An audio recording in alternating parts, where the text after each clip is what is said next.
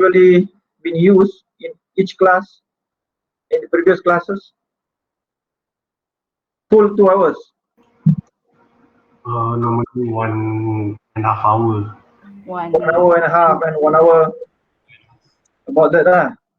Yes, sir. Okay, the slide that I have here is actually prepared by Dr. Haslina. Dr. Haslina already prepared the slide previously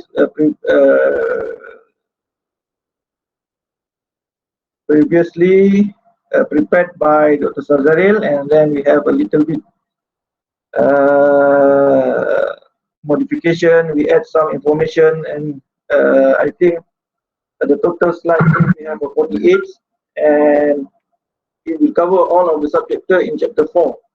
So basically, we are going started with numerical summary of data, frequency distribution histogram, and then we are going to go to the box plots, time sequence plot, and scatter diagram.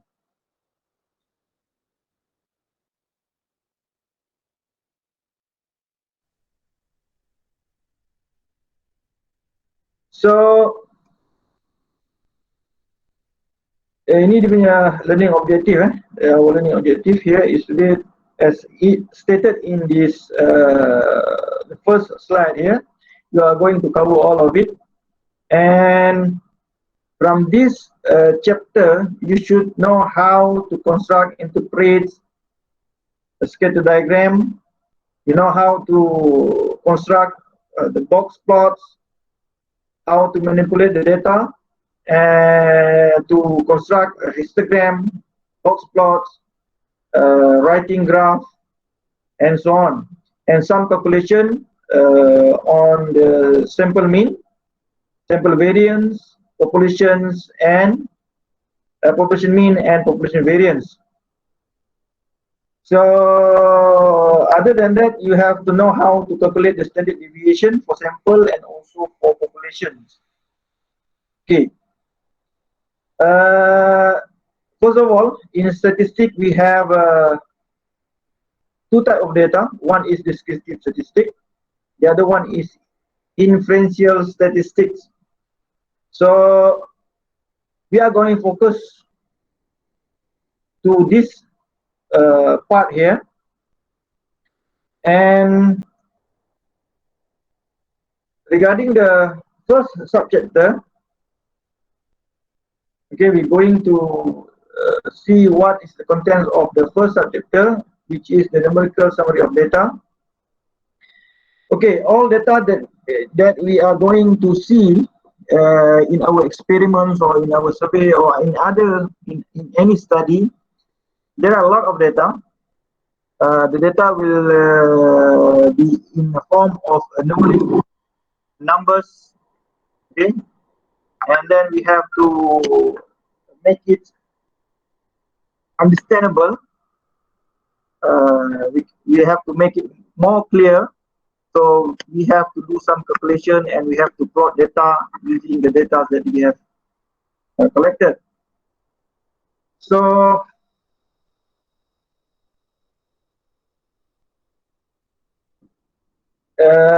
usually the data will come in random from the populations, and we have to describe it, select it, describe it, shape of the graph, what is the value of the mean, what is the value of the center, and how does it spread, okay? And the center of the data, we represent it, we calculate by looking on the value of the mean. And the spread of the data, we look on the value of the variance, okay? And this is what we call it as a descriptive statistics, okay? It is a method of describing to characterize sum of data, and it is very useful so that we can understand whether the data that we have collected is valid or not. Is it usable? Is it valid? Or is it have many errors that leading us to make another experiment, or we have to recollect the data so that we are going to have more accurate data. And from the works in this subchapter, we are going to explore and make conclusions about the data, and we can make some relations regarding the what we call it as a, if in engineering we call it as parameter. Okay, the parameter involved in the data collections. So the calculation will involve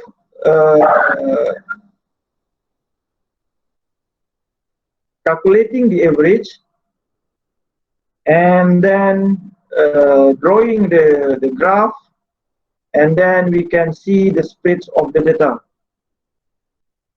So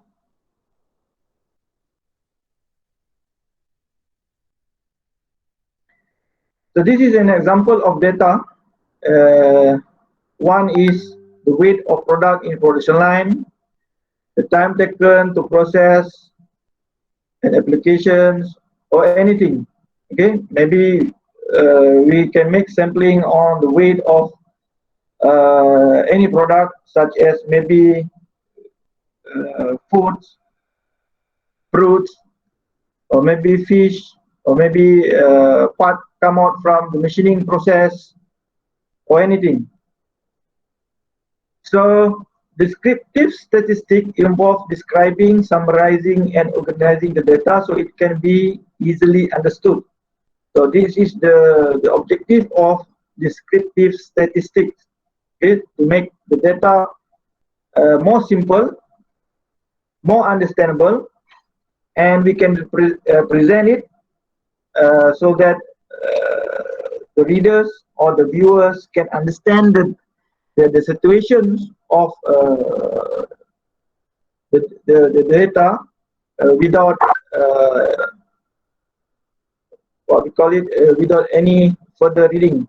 Okay, just look on the graph, just look on the value, then anybody can understand or can make assumption on how the situation of maybe the production line, or maybe the product quality, and so on. So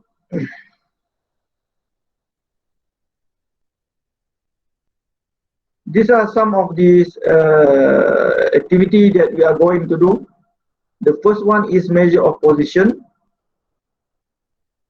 Okay, they are computed to give a center around which the measurement in the data are distributed.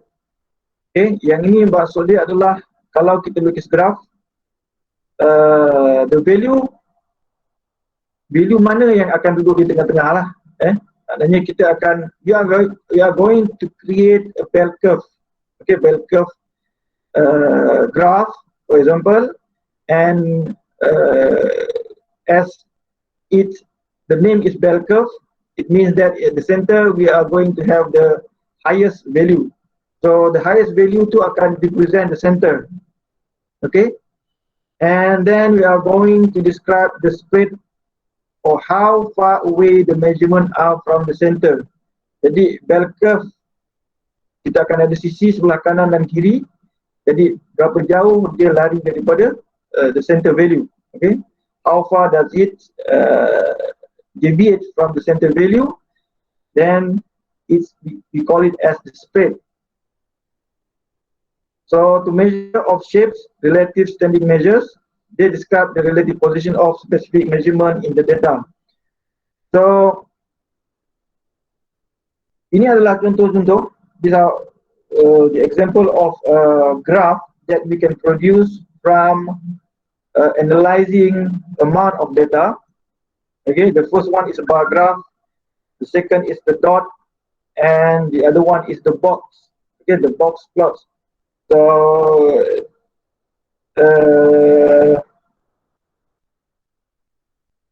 and this what we call it as the bell curve graph, and it will present the situation of the populations. We have the mean at the middle, and the middle will have the most high value from the samples. So from this graph, we need means, we need standard deviations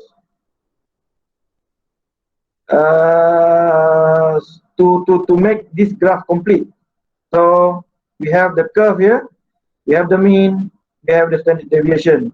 From the standard deviation, we can know the value of the variance, okay, which represents the spread. The second one is this similar to the upper one, but this one we represent it in a bar graph. Okay, so each bar here represent the value of the sample, or each sample. For example, if you look like this, we have 1, 2, 3, 4, 5, 6, 7, 8, 9, 10, 11, 12, 12 categories of samples. So benda ni lebih kurang sama. Dia akan ada average, dia akan ada standard deviation, and this is what we call it as histogram. Okay, this is what we call it as the histogram.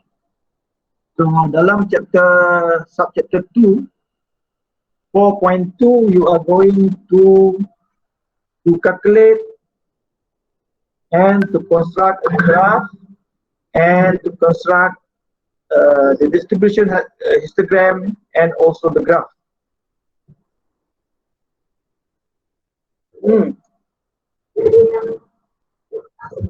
Ada lagi ramai ni apa ni Muhammad? Total sudah ada 37 student. Ada 40 lebih ke student? Saya tak pastilah. Kalau saya tengok saya punya section ada 20 orang je. Tak sampai pun 20. Tapi tak tahu lah, mungkin section satu lagi yang section satu lagi ada lebih. Okey, ini akan kita lukislah nanti dalam kita punya chapter 4.2. Okay. So saya rasa I think in the previous chapter you already learn what is mean, what is standard deviation, what is maybe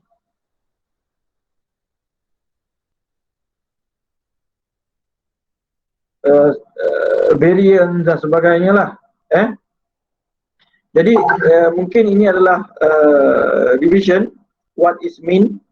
So this is the formula that we use to calculate the mean. Okay, we have the value for data for sample 1, sample 2, and so on, and we accumulate it. We divide the number of sample. Itu kita akan dapat mean. We are going to have mean using this formula. And ini adalah contoh. This is a sample example of how we calculating the mean. For example, if we have 8 data, 8 sample, we accumulate it, kita campurkan semua sekali, kita bagi pada 8, then we are going to have this value 104 divided by 8. So we are going to have the mean. This mean maksudnya adalah the center value of all data. Okay, we have 8 value, then we have the mean 104 divided by 8. Tak pastilah berapa ni, boleh kira lah. So untuk deviation, standard deviation and variance, ini adalah formula dia. Syarat untuk kita kira variance and standard deviation, the sample must be taken in random.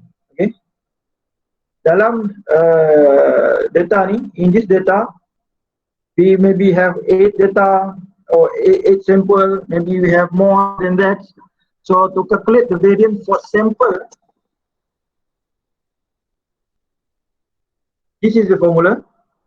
Okay, we have the mean over here. Jadi the value for each sample kita tolakkan dengan mean, kita kuasakan dua dan kita accumulate all of it. Please take note, untuk for this calculation we have to divide all of this value, the upper side over here, we have to divide it by number of sample deducted 1, kita tolak 1. Jadi dia ada lagi satu, kalau kita nak kira variance tapi untuk population, kalau untuk population lain, ini adalah untuk sampel. Kalau population kita just divide by n. Kalau untuk sampel s, small s, kita akan divide by n tolak 1. Jadi ini adalah lagi satu contoh.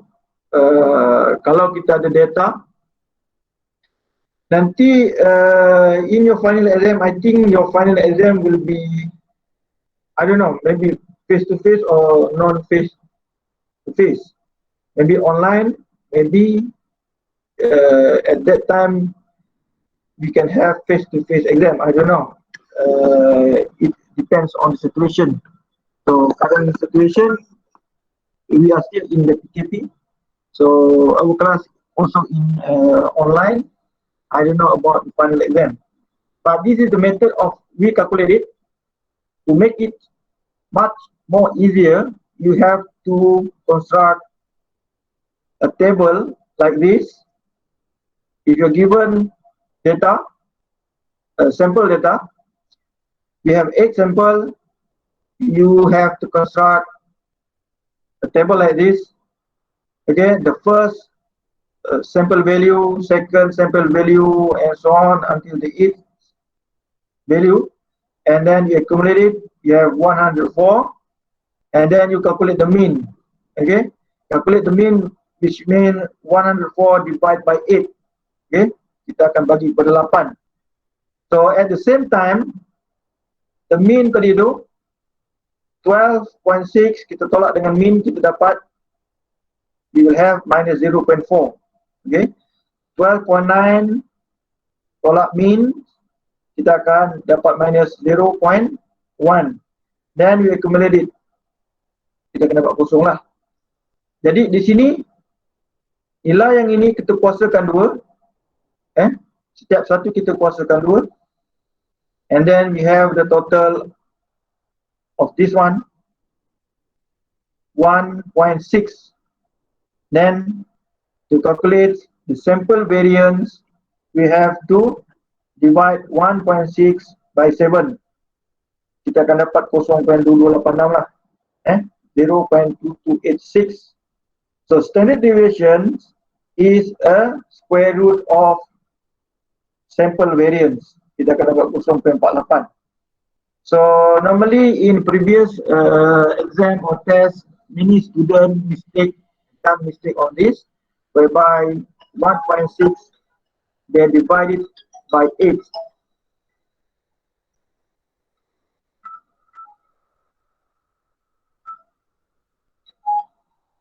Okay, ini adalah contoh untuk kira standard deviation and means. So I suggest you to use this method to create a table,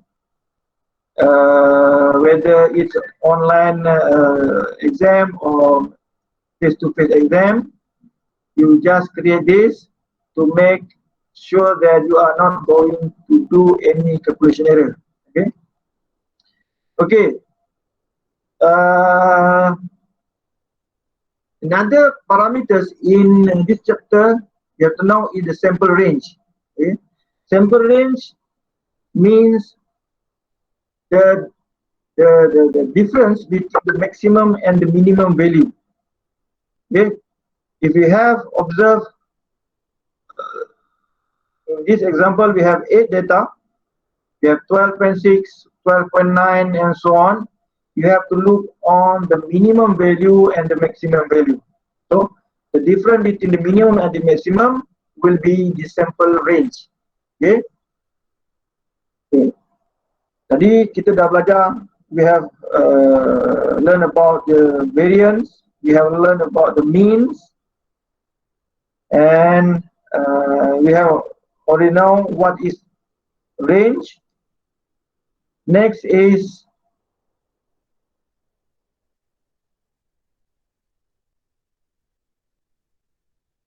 the dot diagram. Dot diagram is much more simple, is the simplest one in this chapter.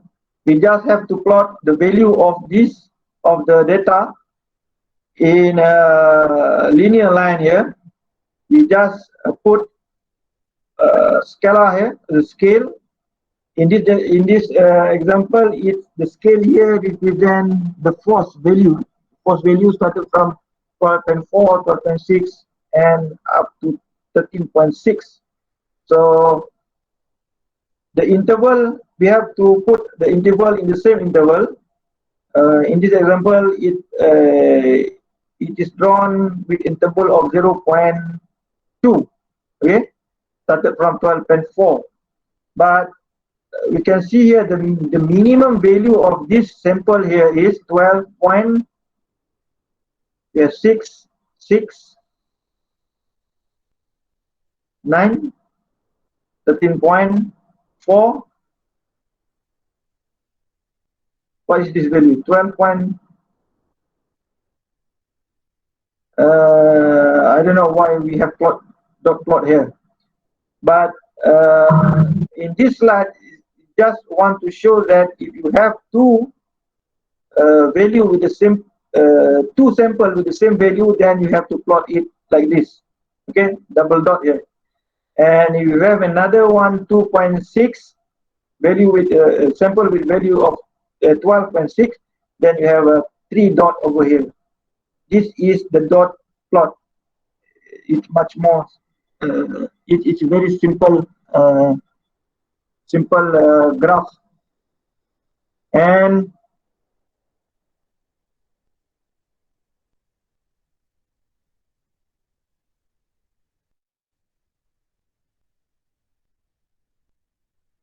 okay, next is about the distribution histogram.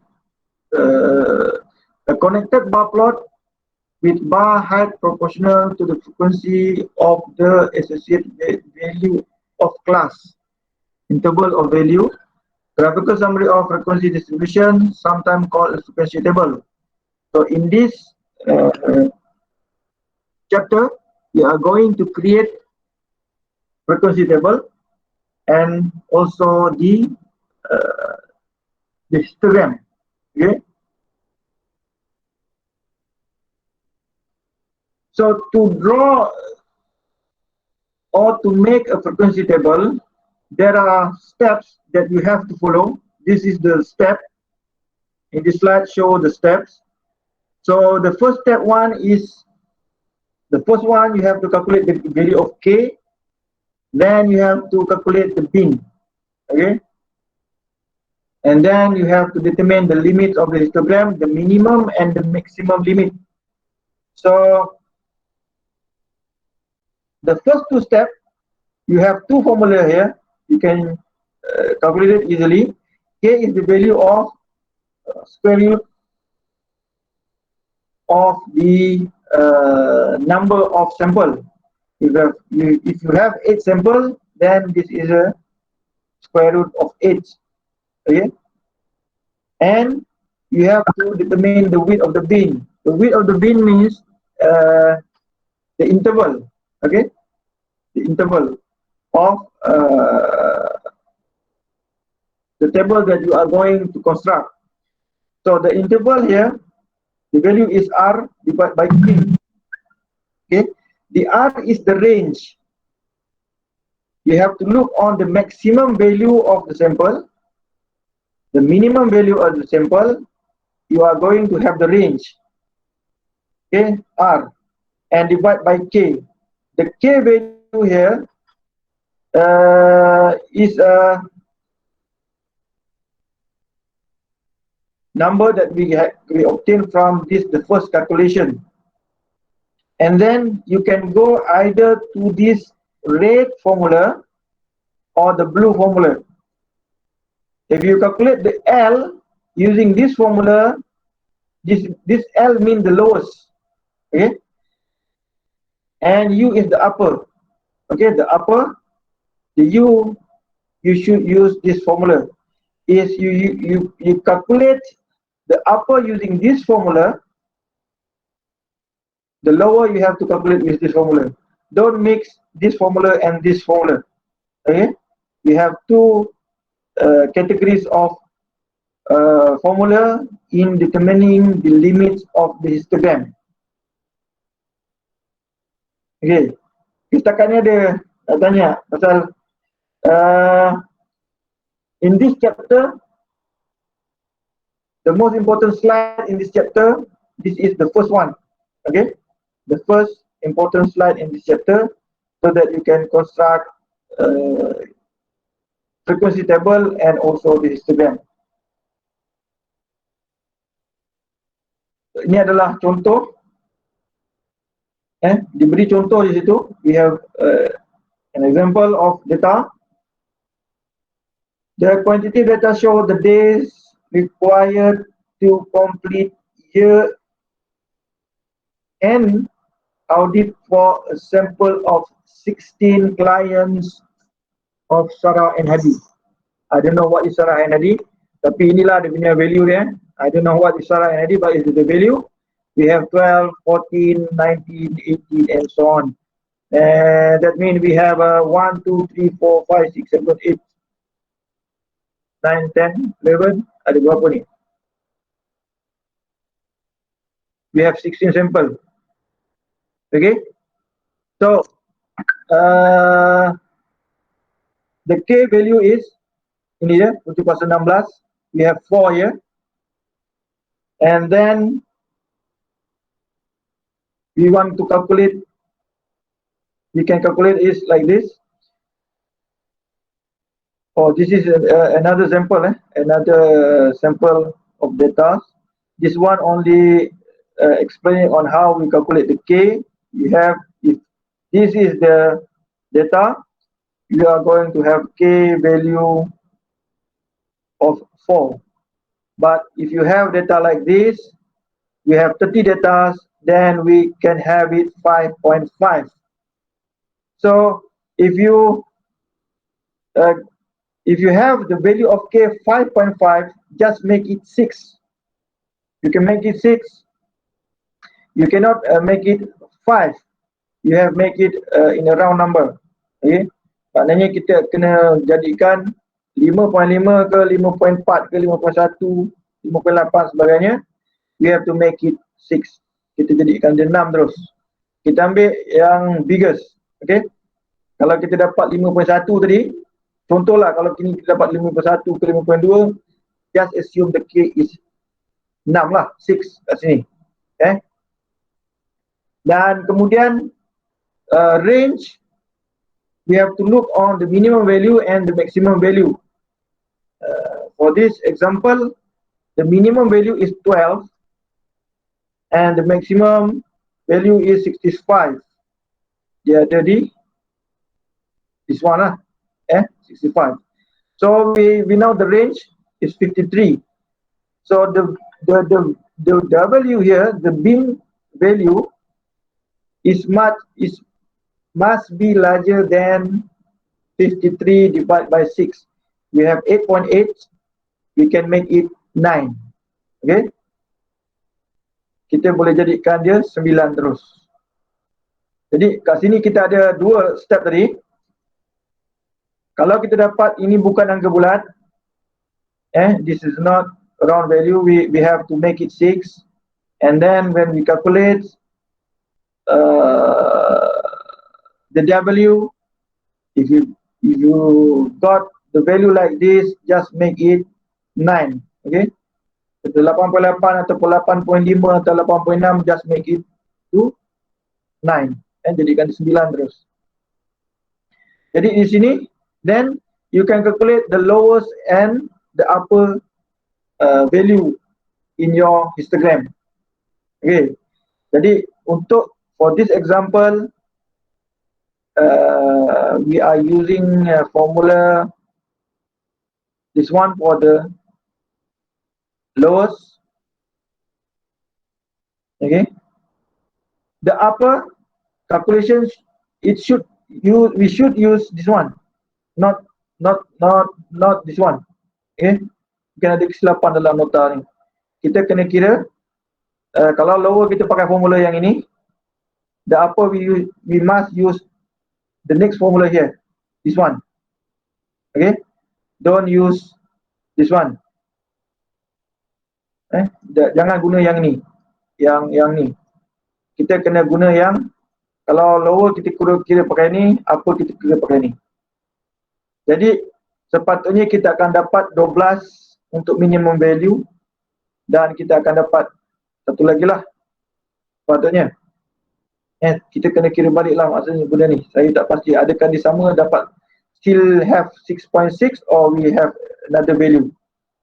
Jadi we have the minimum 12, we have the maximum 6, we have the value of the bin, okay, the width of each category. Okay, in this case, the first class, we call it class, is from 12 to 21, the second is 21 to 30, and so on until 66.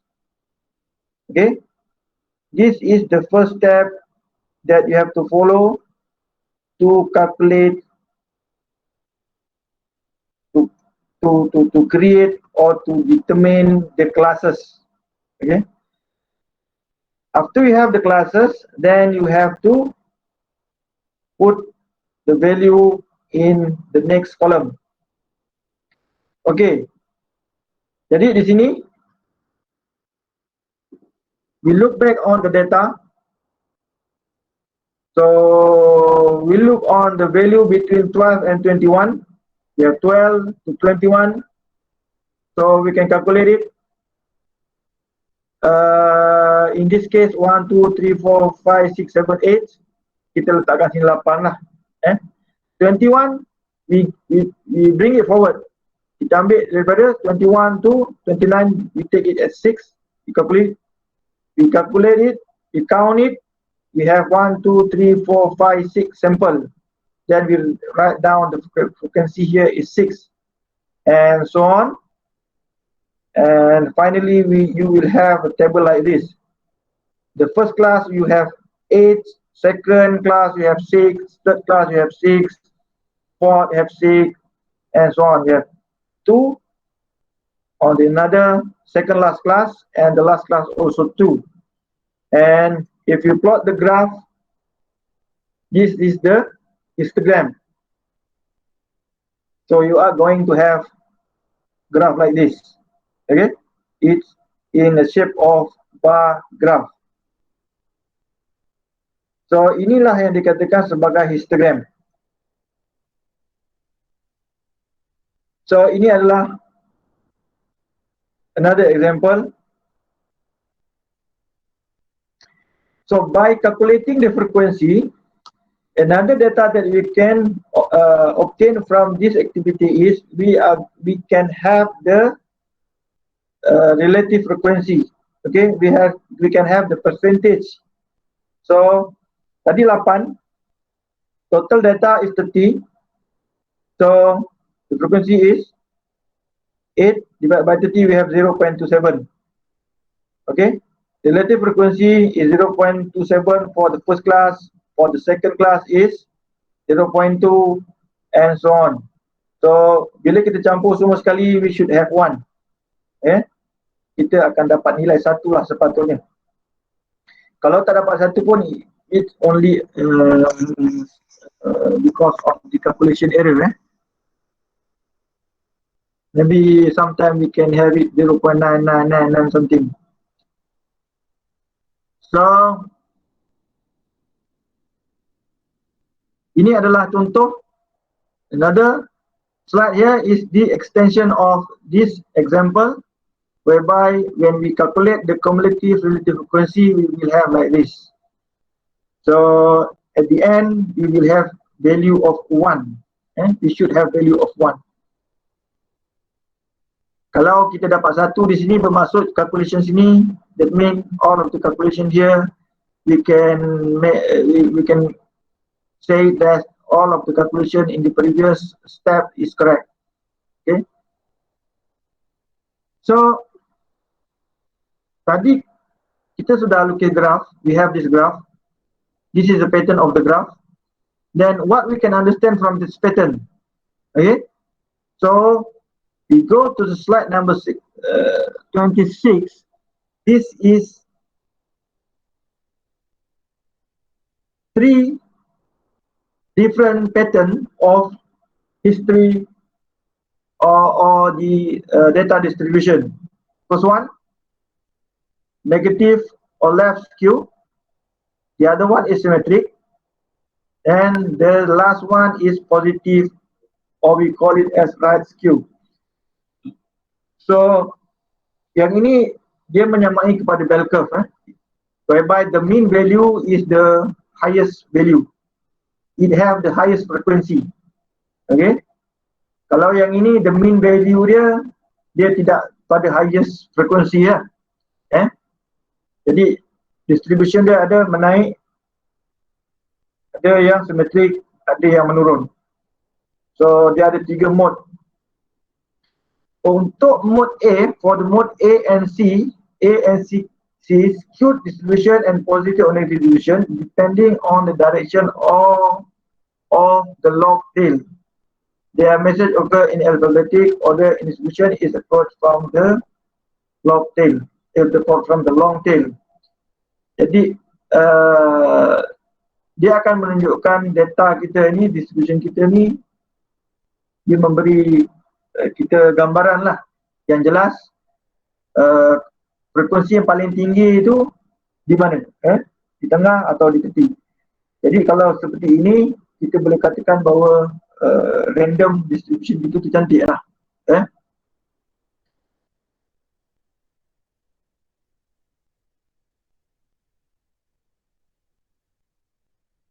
Yang itu adalah cara untuk kita lukis diagram, untuk kita lukis frekuensi diagram. So yang next punya daripada 27-28 saya rasa saya akan bawa pada hari Khamis. Setakat ni kelas kita sampai sini saja. Jadi cuba fahamkan dan cuba calculate sendiri balik kepada sampel-sampel yang ada tadi ni. We have some example of data here. Please calculate it with your own. Make sure you have the same value.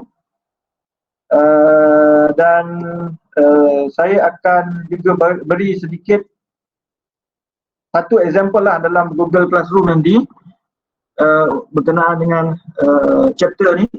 You cuba calculate dia, cuba mahirkan dapatkan value yang sepatutnya. Okey, setakat ni ada soalan tak? Do you have any question? Tak ada? Tak ada Tak ada, maknanya faham lah. Jadi target minggu ni, minggu Khamis nanti saya akan habiskan chapter ni. Dalam Google Classroom, in the Google Classroom, I already upload for the attendance and also all of the notes for today. If you cannot understand my explanation just now, or you want to do some revision with your own, you can see the videos that I already uploaded in the Google Classroom. Di situ dia menerangkan lagi jelas lah saya rasa. Penerangan saya